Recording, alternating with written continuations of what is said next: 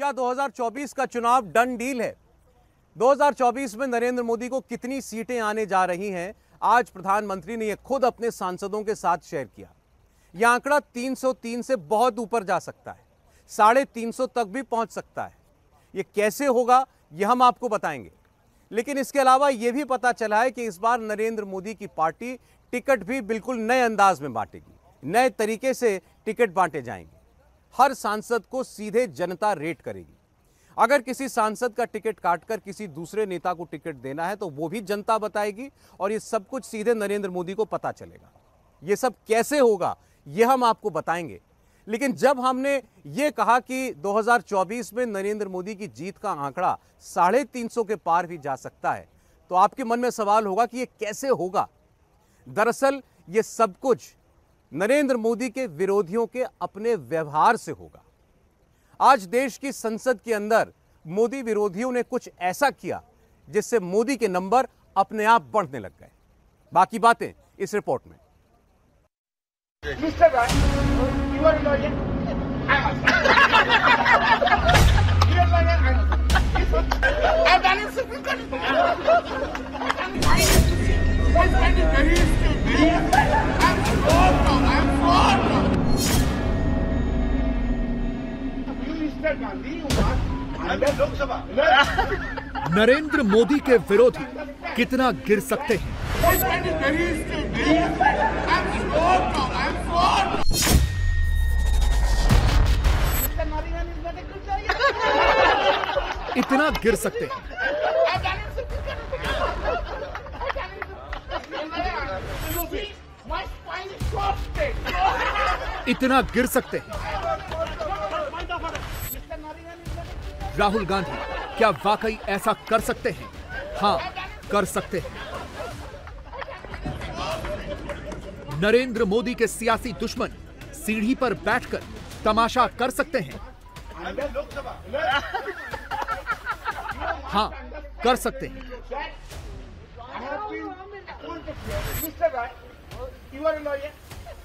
और तमाशा भी ऐसा जिसमें देश के उपराष्ट्रपति का मजाक उड़ाया जाए, हंसी ठहाके लगाए जाए।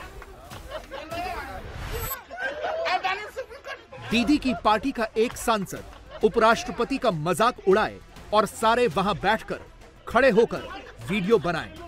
हां, ये हुआ है, देख लीजिए।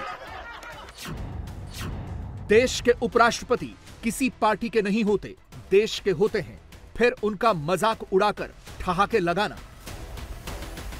मोदी सरकार डाउन डाउन। कभी बाईं तरफ, कभी दाईं तरफ मुड़कर मिमिक्री करना और कभी लालू की पार्टी के सांसद तो कभी राहुल का वीडियो रिकॉर्ड करना।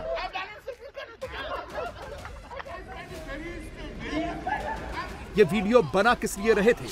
ये वीडियो बना रहे थे वायरल करने के लिए, व्यूज पाने के लिए, यूट्यूब पर लाइक्स पाने के लिए। सोचिए, क्या ये ऐसे चुनाव लड़ पाएंगे? क्या ये ऐसे मोदी को हरा पाएंगे?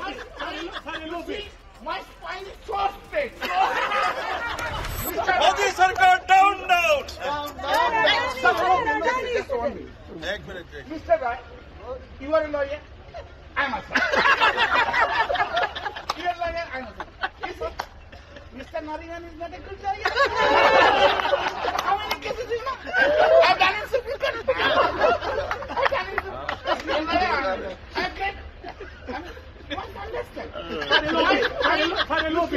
My spine is so straight. Point of order, sir. No, you, Mr. Gandhi, you must under Lok Sabha. You must understand that I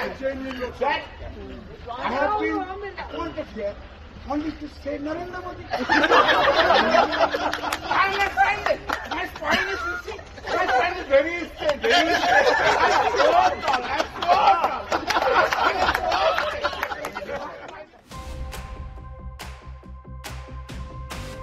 Modi ने आज ही कहा है कि विरोधी जितना नीचे गिरेंगे, 24 में बीजेपी की उतनी ज्यादा सीटें बढ़ेंगी। ये कैसे होगा, आगे बताएंगे।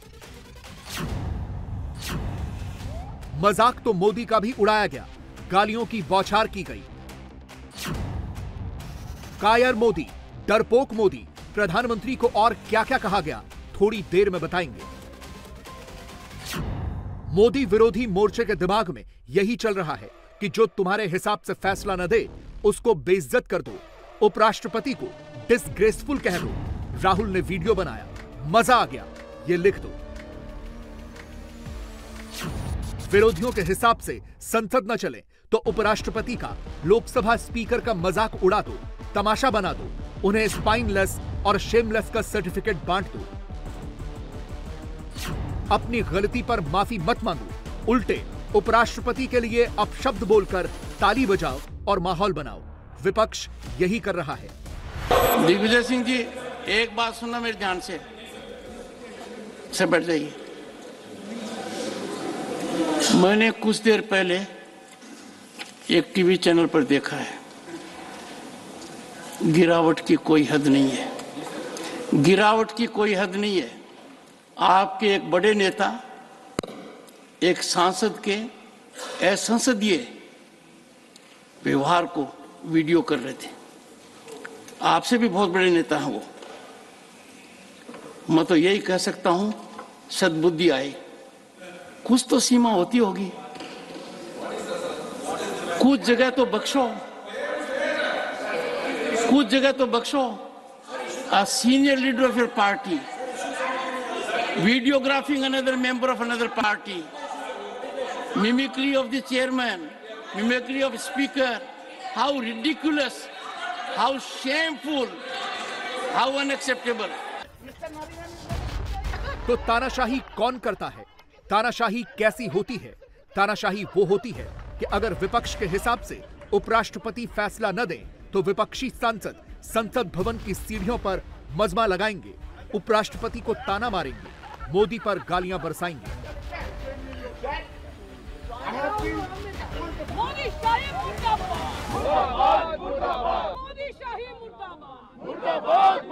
संसद की सुरक्षा में हुई सेंध पर चर्चा के शोर के पीछे छिपकर वेल प्लान्ड तरीके से मोदी पर पर्सनल अटैक की भी पटकथा लिखी गई। सबको हाथ पकड़ पकड़ के कैमरे पर लाया गया, सबके हाथ में एक ही पोस्टर पकड़ाया गया। मोदी शाही, हिटलर शाही, तानाशाही, तुगलक शाही वाला नारा सबको रटाया गया।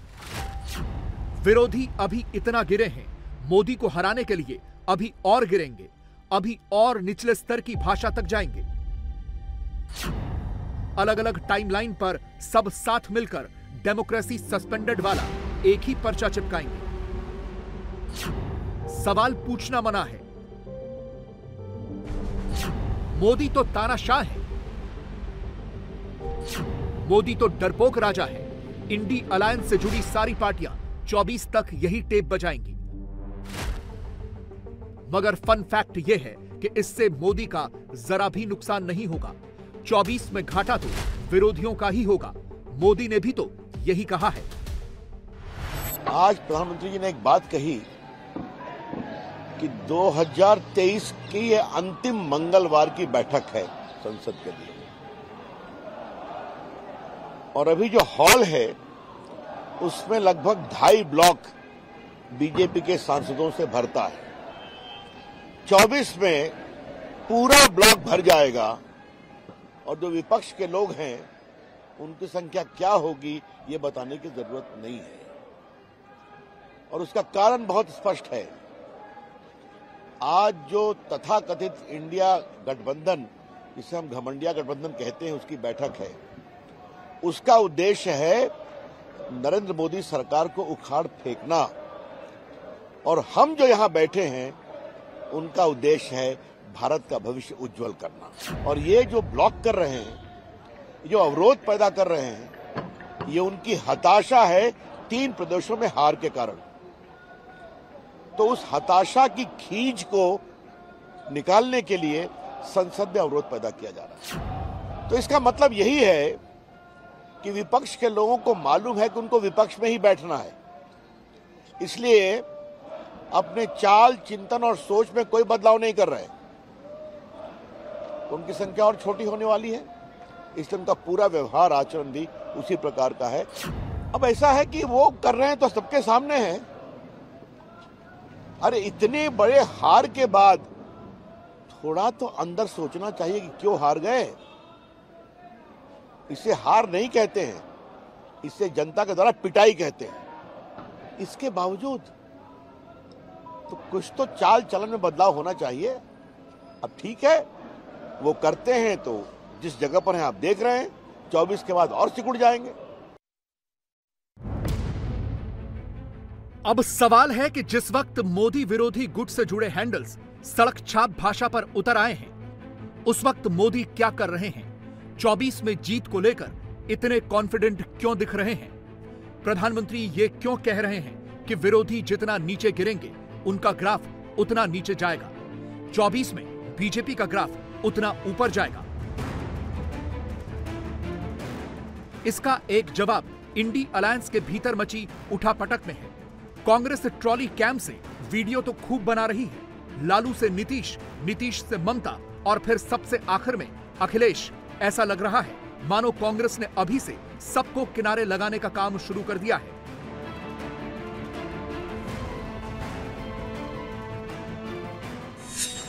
इंडी अलायंस में अंदर खाने क्या चल रहा है, कौन कहां जा रहा है, किस किस से मिल रहा है? इंडी अलायंस के मंच पर आने से पहले कौन सा खेमा, कौन सी सियासी खिचड़ी पका रहा है, किससे हाथ मिला रहा है, डिटेल्स आगे बताएंगे। मगर उससे पहले यह देखिए कि मोदी ने 24 में विरोधियों को झटका देने के लिए कौन सा मास्टर प्लान रेडी किया है। यह मोदी का वो डेटा है जिसकी बदौलत बीजेपी को 14 में जीत मिली, 19 में जीत मिली और अब 24 में यही डेटा गेम चेंजर हो सकता है। 2019 के चुनाव में बीजेपी ने 105 लोकसभा सीटें 3 लाख से ज्यादा वोट्स के अंतर से जीती। 2014 में ऐसी 42 सीट थी जहां जीत का मार्जिन 3 लाख प्लस वोट से था। तो क्या 24 में भी यही रिपीट होगा? 2014 और 19 के बीच बीजेपी का वोट शेयर बढ़ा है। मोदी के साथ बीजेपी के कमिटेड वोटर्स तो थे ही, नए वोटर्स भी जुड़े हैं। बीजेपी 31% से 37% पर चली गई। 31% वोट शेयर के साथ बीजेपी को 2014 में 282 सीट मिली थी, तो 37% वोट शेयर के साथ आंकड़ा 303 सीट पर पहुंच गया। इस वक्त मोदी विरोधी मोर्चे का फोकस प्रधानमंत्री को डरपोक, कायर और तानाशाह बोलने पर ही केंद्रित है।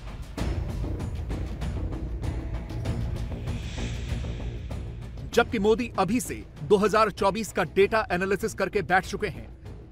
चलिए एक एक करके सारे नंबर्स को डिकोड करते हैं। 2019 में 543 में से 236 सीटें ऐसी थीं जहां जीत का मार्जिन 2 लाख से ज्यादा था। 236 में से 164 सीटें ऐसी थीं जहां बीजेपी को 2 लाख से ज्यादा वोटों के अंतर से जीत मिली, यानी 67% का स्ट्राइक रेट। 24 में इन सीटों पर बीजेपी को हराना विरोधियों के लिए आसान क्यों नहीं होगा? अब इसकी वजह भी देखिए। 2014 में 543 में से 166 सीटें ऐसी थीं जहां जीत का मार्जिन 2 लाख से ज्यादा था। इन 166 में से 116 सीटों पर बीजेपी ने 2 लाख से ज्यादा वोटों के अंतर से जीत हासिल की, यानी 2014 में 78% सीटें ऐसी थीं जहां बीजेपी के लिए जीत का मार्जिन 2 लाख से ज्यादा वोटों का था। 2014 और 19 की तुलना करें तो दोनों ही बार सबसे ज्यादा फायदा बीजेपी को हुआ। 2 लाख प्लस के मार्जिन से सबसे ज्यादा सीटें बीजेपी ने ही जीती। 2014 में 60 सीटों पर जीत का अंतर 3 लाख से ज्यादा था। इन 60 में से 42 सीटें बीजेपी ने जीती, यानी 70% का स्ट्राइक रेट। 2019 में 131 ऐसी सीटें थीं जहां जीत का मार्जिन 3 लाख से ज्यादा था, यानी 14 के मुकाबले 71 सीटें ज्यादा। इन 71 सीटों में से 63 पर बीजेपी को 3 लाख से ज्यादा के अंतर से जीत मिली, यानी 88% का स्ट्राइक रेट। अगर टोटल कर दिया जाए तो 131 सीटें जहां जीत का मार्जिन 3 लाख प्लस था, उनमें से बीजेपी को 105 सीटों पर जीत मिली, यानी 80% का स्ट्राइक रेट। 2014 में 16 सीटें ऐसी थीं जहां जीत का अंतर 4 लाख से ज्यादा का था। इन 16 में से 13 सीटें बीजेपी ने जीती, यानी 81% का स्ट्राइक रेट। 2019 में 52 सीटें ऐसी थीं जहां जीत का मार्जिन 4 लाख से ज्यादा था, यानी 14 के मुकाबले 36 सीट ज्यादा। इन 36 में से 31 सीट पर बीजेपी को 4 लाख से ज्यादा के अंतर से जीत मिली, यानी स्ट्राइक रेट रहा 86%।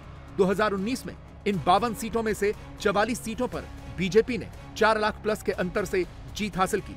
अब 5 लाख प्लस से जीत का आंकड़ा देखिए। 2014 में ऐसी 6 सीटें थीं जिसमें से बीजेपी ने 5 जीती। 2019 में 5 लाख प्लस के अंतर से जीत वाली ऐसी 17 सीटें थीं, जिनमें से बीजेपी ने 15 सीट जीती। 2019 में जिन राज्यों में बीजेपी को 3 लाख प्लस के अंतर से जीत मिली, उनकी लिस्ट देखिए। राजस्थान में 25 में से 16 सीट बीजेपी को मिली, वो भी तब जब कांग्रेस ने राजस्थान का विधानसभा चुनाव जीता था। मध्य प्रदेश में 29 में से 16 सीट बीजेपी ने जीती। गुजरात में 26 में से 15 सीटें जीती। हरियाणा में 10 में से 8, यूपी में 18 में से 10 सीटों पर 3 लाख प्लस से जीत का मार्जिन था। दिल्ली, उत्तराखंड और हिमाचल की 16 में से 11 सीटों पर 2019 में बीजेपी को 3 लाख प्लस से ज्यादा के अंतर से जीत मिली। 2014 में बीजेपी के लिए 3 लाख प्लस वोटों की जीत की अंतर वाली सीटें देश के 8 राज्यों से आई थीं। 2019 आते आते ये आंकड़ा 19 राज्यों तक पहुंच गया। और अगर यही कैलकुलेशन 24 में रिपीट हुआ तो तय मानिए मोदी की 250 सीटें तो कहीं नहीं जा रही। हर बार मोदी के फेवर में ही अपवर्ड ट्रेंड चला है, बाकी सारी पार्टियां घटती चली गई हैं। लेकिन एक डेटा है जिसे मोदी विरोधी गुट इनकैश करना चाहेगा। 2019 में 1 लाख से कम अंतर वाली 77 सीटों पर बीजेपी की जीत का मार्जिन 1 लाख से कम था। 40 सीटों पर जीत का अंतर 50,000 से कम था। 25 सीटों पर जीत का अंतर 25,000 से कम था। 10 सीटें ऐसी थीं जिन पर जीत का अंतर 10,000 से भी कम था। 5 सीटों पर जीत का अंतर 5,000 से कम था, यानी टोटल नंबर ऑफ सीट्स होती हैं 157। अब इसे राज्यों के गैप से समझते हैं। 1 लाख से कम मार्जिन वाली जो सीटें बीजेपी ने 19 में जीती, उनमें से 20 सीटें यूपी की थीं, 10 पश्चिम बंगाल की, 7 ओडिशा की। तेलंगाना में जीती 4 सीटों पर बीजेपी की जीत का मार्जिन 1 लाख से कम था। कर्नाटक में 7 सीटों पर जीत का मार्जिन 1 लाख से कम था। छत्तीसगढ़ में 5 सीटों पर और बिहार में 2 सीटों पर 1 लाख से कम का मार्जिन था। और मोदी विरोधी इंडी अलायंस इन्हीं सीटों पर अपना कैलकुलेशन सेट करना चाहेगा। लेकिन इस गुट के साथ 2 सबसे बड़ी दिक्कत है। नंबर 1, एक तो ये आपस में ही समन्वय नहीं बिठा पा रहे। इंडी अलायंस का संयोजक कौन होगा ये तय नहीं कर पा रहे। सीट शेयरिंग नया साल शुरू होने से पहले करो, इस पर भी माथापच्ची होती है, मगर तय कुछ नहीं होता। इंडी अलायंस में पीएम का चेहरा कौन होगा? एक खेमा राहुल का नाम लेता है, मगर ममता मल्लिकार्जुन खड़गे का नाम कॉइन करती है। मीटिंग में खड़गे वर्सेस मोदी पर चर्चा होती है। सब खड़गे के साथ खड़े दिखते हैं। कांग्रेस कोई फैसला ही नहीं ले पाती। खड़गे शुड बी द पीएम। खड़गे for the PM face. Okay sir, अच्छा रहा। अभी शुरू होगा, कैंपेन भी शुरू होगा, सीट शेयरिंग भी होगी, सब होगा। कन्वीनर को लेकर सर कोई चुना गया? कन्वीनर को लेकर कोई बात हुई? नहीं, अभी नहीं। सीट शेयरिंग, मास कॉन्टैक्ट प्रोग्राम 20 दिन के अंदर सब शुरू। सर, कन्वीनर बनाने को लेकर कोई बातचीत? कोई बातचीत नहीं। कन्वीनर को लेकर नहीं, कोई बातचीत नहीं। क्योंकि कांग्रेस वाले तो भारत जोड़ो यात्रा से ही मेरा पीएम राहुल वाला ऑनलाइन कैंपेन चला रहे हैं, मगर ममता बनर्जी और इंडी अलायंस में केजरीवाल की पार्टी ने पीएम के चेहरे के तौर पर खड़गे के नाम को आगे करके राहुल के समर्थकों को न सिर्फ निराश कर दिया है, बल्कि इंडी अलायंस का पेंच भी फंसा दिया है। ममता और केजरीवाल दोनों ने मिलकर एक तरह से राहुल को साइडलाइन कर दिया है। प्राइम मिनिस्टर कैंडिडेट वगैरह को लेकर भी चर्चाएं हुई हैं, लेकिन कोई फाइनल डिसीजन अभी नहीं हुआ है। अभी कोई फाइनल डिसीजन नहीं आया है। अभी नाम तय नहीं हुआ है, बस अभी खाली प्रपोजल्स आए हैं। और मतलब प्रपोजल्स नहीं, वो सब मिल बैठ के बाद में होगा, चुनाव जीतने के बाद होगा, ऐसा सब लोगों ने कहा। इंडिया गठबंधन की बैठक हुई है जी, और सभी दल बहुत जल्दी टिकट बांट करके मैदान में जाने के लिए तैयार है। सहमति बन गई। बहुत जल्दी सीटें डिस्ट्रीब्यूट होंगी और हम सब लोग जनता के बीच में दिखाई देंगे। समाजवादी पार्टी को जो पक्ष रखना था जी, वो अंदर इंडिया गठबंधन के जितने दल हैं उनके बीच में रखा है।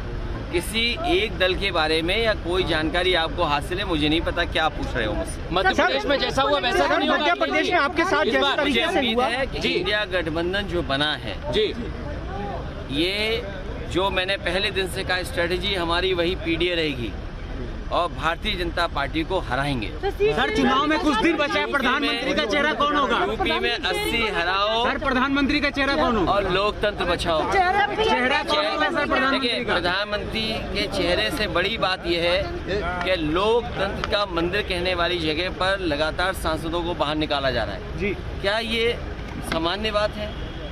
भारतीय जनता पार्टी कोई बात सुनना नहीं चाहती, ना देखना चाहती है। चरम सीमा पर महंगाई है, किसान की आय दोगुनी अभी तक नहीं हुई। ये तमाम वो सवाल है जो हमें जनता के बीच में ले जाने। यूपी ने आपको, क्या कांग्रेस ने आपको आश्वासन दिया है कि आपको सम्मानजनक सीटें दी जाएंगी? 80 हराएगा, 80 हराएंगे। भारतीय जनता पार्टी देश से हट जाएगी। मोदी को अच्छी तरह से मालूम है कि विरोधी खेमे में पड़ने वाली इस संभावित फूट को कैसे बीजेपी के लिए वोट में तब्दील करना है। मोदी इस पर भी काम करना शुरू कर चुके हैं। जिस वक्त विरोधी आपस में तू मैं और मोदी को गाली देने में बिजी हैं, उस वक्त मोदी 24 के सबसे बड़े सर्वे का एक्शन प्लान रेडी कर चुके हैं। मोदी ने सीधे नमो ऐप पर 24 का सबसे बड़ा सर्वे, जिसे जनमन का सर्वे नाम दिया गया है, वो लॉन्च कर दिया है, जिसमें प्रधानमंत्री मोदी सीधे जनता से सांसदों का फीडबैक लेने वाले हैं। सर्वे में जो सवाल पूछे गए हैं उनमें कुछ इंपॉर्टेंट सवाल हैं। मोदी सरकार के ओवरऑल परफॉर्मेंस को आप कितनी रेटिंग देते हैं? भारत की विकास यात्रा पर आप क्या राय रखते हैं? आप अपने लोकल एमपी को लेकर क्या राय रखते हैं? आपके इलाके में सबसे लोकप्रिय नेता कौन है? क्या आपका सांसद आसानी से उपलब्ध है? भ्रष्टाचार पर मोदी सरकार के काम को कैसे देखते हैं? राष्ट्रीय सुरक्षा पर मोदी सरकार को कितने नंबर देते हैं? इस तरह के कई सवाल हैं जो मोदी ने सीधे पब्लिक से पूछे हैं। चुनाव से चंद महीने पहले नमो ऐप पर शुरू किया गया यह सर्वे 24 में मोदी के लिए मास्टर स्ट्रोक साबित हो सकता है। 24 में मोदी किसको टिकट देंगे, किसका टिकट काटेंगे, सर्वे में दिए गए पब्लिक के किस सवाल के जवाब को चुनावी सभाओं में प्रधानमंत्री अपनी गारंटी से जोड़ेंगे, मोदी ने सबकी तैयारी एडवांस में कर ली है। जबकि चुनाव से 90 दिन पहले विरोधी खेमे का यह हाल है कि एक अलायंस में रहते हुए भी कोई एक खेमे में है तो कोई दूसरे खेमे में, या कहें वहां आपस में ही कई खेमे बने हुए हैं। मसलन स्टालिन केजरीवाल को ग्रैंड वेलकम देते हैं, स्वागत के लिए फूल बिछा देते हैं। इंडी अलायंस की मीटिंग से पहले उद्धव केजरीवाल से मिलने पहुंच जाते हैं। केजरीवाल ममता बनर्जी के साथ बैठकें कर लेते हैं। इंडी अलायंस की मीटिंग में मोदी के सामने खरगे को उतारने का आइडिया ममता बनर्जी और अरविंद केजरीवाल की मीटिंग में ही क्वाइन किया गया। दोनों ने आपसी मुलाकात के बाद यह नाम फाइनल कर लिया और इसी के बाद इंडी अलायंस वाले साथ बैठे तो ममता ने राहुल को किनारे करके खरगे का नाम आगे कर दिया। केजरीवाल ने उसे सपोर्ट किया और तय मानिए ये राहुल को तो बिल्कुल अच्छा नहीं लगा होगा, क्योंकि खरगे ने भी खड़े होकर यही कहा कि जब सांसद ही नहीं जीतेंगे तो इंडी अलायंस की सरकार कहां से आएगी। हमने पहले सभी लोग जीत के आना है, जीत के लिए क्या करना उसके बारे में हम सोचे। कौन प्राइम मिनिस्टर बनना ये बाद में की बात है। एमपीज अगर नहीं है तो प्राइम मिनिस्टर की बात करके क्या फायदा है। तो इसीलिए हम पहले अपनी संख्या बढ़ाने के लिए एक होकर सभी लोग लड़ के हम मेजॉरिटी लाने की कोशिश करेंगे। और बीजेपी आज जो और मोदी जी बहुत इतना 1-2-3 इलेक्शन होने के बाद उनको तो इतना घमंड आया कि अब देश में मेरे सिवाय कोई नहीं बचेगा, या दुनिया में भी मैं एक ही लीडर हूँ, प्रचार करते हैं। तो हम पहले जीतने की कोशिश करेंगे और एक होकर जीतेंगे। एक बोल रहा हूँ, पहले हम जीतेंगे, उसके बाद में हमारे एमपीज आकर क्या कर सकते हैं डेमोक्रेटिक प्रोसेस में वो हो जाएगा। पहले हमारे को चिंता है जीतने की, और आप लोग सभी उस दिशा में सोचिए, नहीं कि उन्होंने ये बोला हमने ये बोला, ये तो हमारी इंटरनल बात है, उसमें कोई ये नहीं है। एक लाइन में इंडी अलायंस की मीटिंग को समझें तो सारे आए तो थे मिलकर मोदी को हराने, लेकिन फिलहाल तो सब के सब राहुल को ही पीएम की रेस से बाहर कर चुके हैं। कैमरे पर सबके हंसते खिलखिलाते चेहरे तो जरूर दिख रहे हैं, लेकिन अंदर ही अंदर सब एक दूसरे को ही टेढ़ी नजरों से देख रहे हैं। जबकि विरोधियों की आपसी उठापटक के बीच मोदी 350 सीटों का कैलकुलेशन भी कर चुके हैं। 24 में किसको टिकट देना है, किसका टिकट काटना है, हर एमपी का सर्वे करा रहे हैं, सवाल सीधे पब्लिक से पूछ रहे हैं। मोदी की तैयारी इस लेवल की है, जबकि विरोधियों का तो अभी आपसी तालमेल भी नहीं है।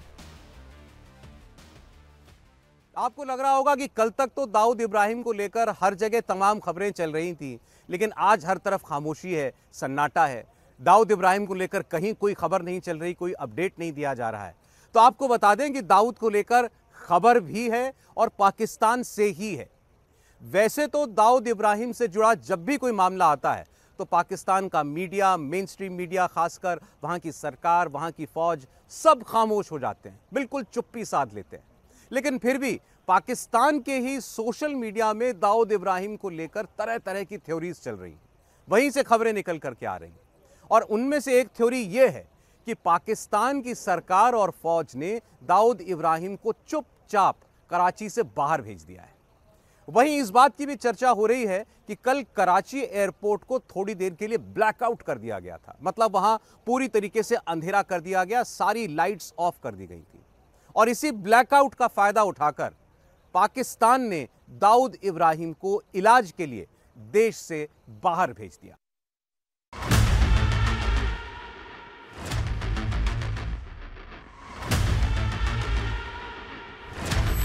दाऊद इब्राहिम को जहर दिए जाने का पूरा सच क्या है? क्या दाऊद इब्राहिम अभी भी कराची के आगा खान हॉस्पिटल में भर्ती है? क्या दाऊद इब्राहिम को कराची से निकालकर कहीं बाहर शिफ्ट कर दिया गया है? क्या दाऊद को निकालने के लिए ही कल रात में कराची एयरपोर्ट की लाइट्स शट डाउन की गई थी? कहा जा रहा है कि कुछ जराये के मुताबिक पता चला है कि दाऊद इब्राहिम की जान को खतरा था, लिहाजा उन्हें कराची एयरपोर्ट से रात गए गायब कर दिया गया, इसलिए कराची एयरपोर्ट की लाइट जो थी वो बंद कर दी गई। तो उनको हॉस्पिटल ले जाया गया और हॉस्पिटल ले जाया गया तो वहाँ पे किसी शरणार्थी ने उनको जो है वो गलत इंजेक्शन लगा दिया या जहर का टीका लगा दिया। बोला अल्ताफ भाई नहीं, दाऊद भाई। मैं फिर उठा, मैंने कहा कि भाई साहब तुम्हारा भाई होगा, हमारा नहीं है वो, हमारे लिए वो गुंडा है, मवाली है। वो कराची में इलीगल कंस्ट्रक्शंस कर रहा है, एक्सटॉर्शन के बिजनेस चला रहा है, क्रिमिनल एक्टिविटीज कर रहा है। दाऊद इब्राहिम को जहर दिए जाने को लेकर पाकिस्तान में कई तरह की थ्योरीज चल रही हैं। पहले तो फैक्ट यह है कि पाकिस्तान से किसी भी तरह का आधिकारिक या औपचारिक बयान नहीं आया है। पाकिस्तान की सेना, अधिकारी, सरकार या मेन स्ट्रीम मीडिया अभी भी चुप्पी साधे हुए हैं। लेकिन पाकिस्तान के सोशल मीडिया पर 3 अलग अलग तरह की थ्योरीज चल रही हैं। पाकिस्तान में जो पहली थ्योरी चल रही है वो ये है कि दाऊद इब्राहिम कुछ दिनों से बीमार था। जब तबीयत ठीक नहीं हुई तो कराची के आगा खान अस्पताल लेकर जाया गया, जहां जांच में पता चला कि पिछले कुछ वक्त से दाऊद इब्राहिम को एक धीमा जहर दिया जा रहा था, जिसके बाद दाऊद की हालत इतनी खराब हो गई कि उसके अंगों ने काम करना बंद कर दिया है।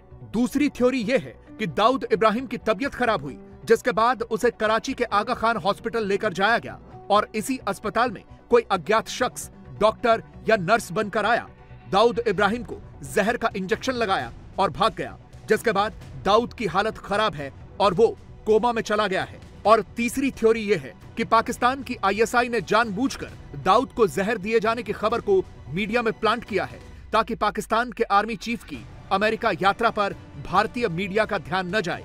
पाकिस्तान के army chief general Asim Munir इन दिनों अमेरिका गए हुए हैं और कहा जा रहा है कि वो पाकिस्तान के लिए कुछ मदद मांगने के लिए गए हैं।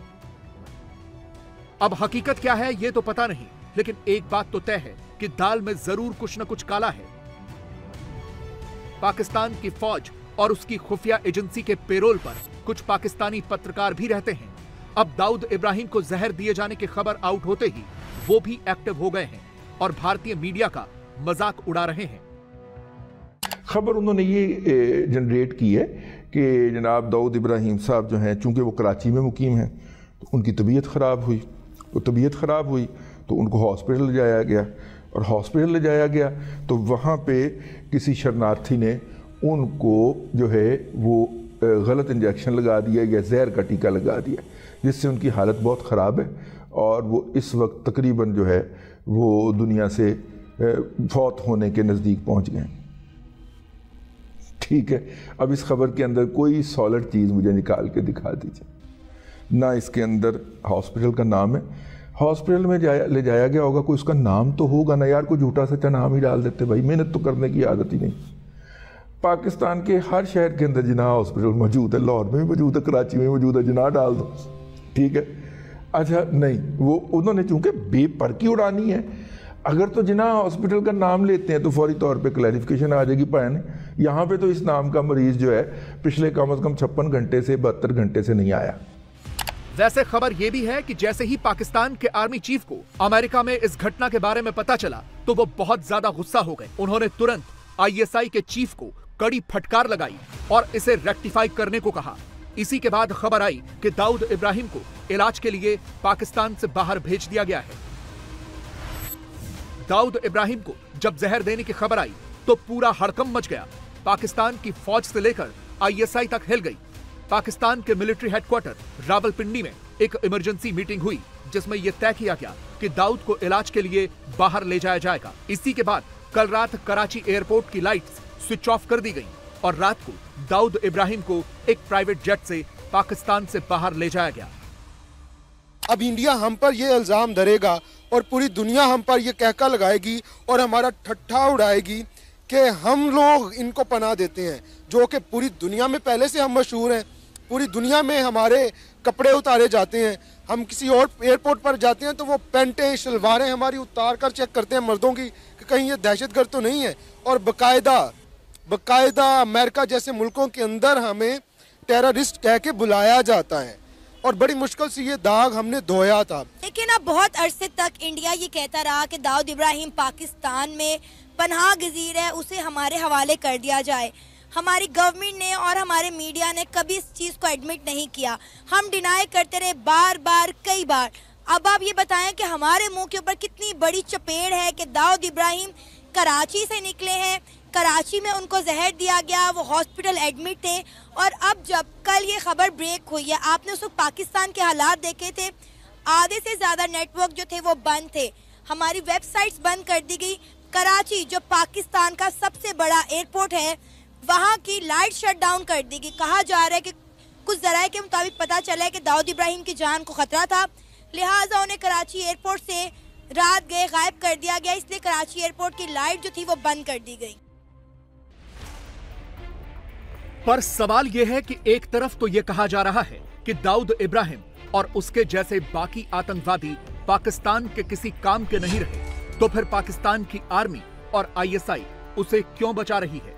इसके पीछे पाकिस्तान के आर्मी अफसरों का अपना फायदा छिपा है, क्योंकि दाऊद इब्राहिम अब तक का सबसे अमीर गैंगस्टर माना जाता है। 2015 में एक रिपोर्ट आई थी जिसमें दाऊद की संपत्ति 55,000 करोड़ रुपए से ज्यादा की बताई गई थी।